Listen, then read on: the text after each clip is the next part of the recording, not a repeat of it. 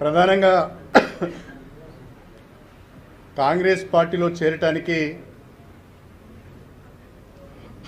అనేక కారణాలు ఉన్నాయి.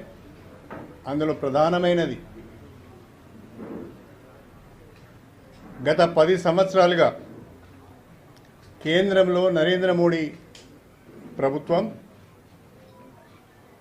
ప్రజాస్వామ్య వ్యవస్థలన్నింటినీ కూడా నాశనం చేస్తున్నది. రాజ్యాంగ వ్యవస్థలన్నింటినీ కూడా గుప్పిట్లో పెట్టుకొని ప్రజాస్వామ్యాన్ని అపసహ్యం చేసే విధంగా, అపహాస్యం చేసే విధంగా, దేశంలో ప్రతిపక్షాల నామరూపాలు లేకుండా చేసే విధంగా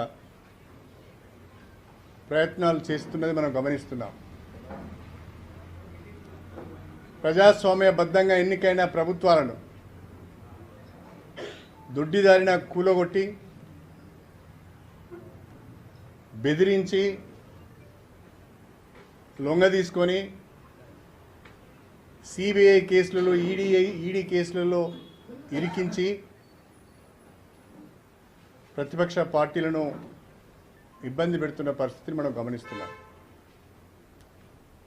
ప్రతిపక్షంలో ఉన్నప్పుడు ఒక నిందితుడుగా ఉన్న వ్యక్తి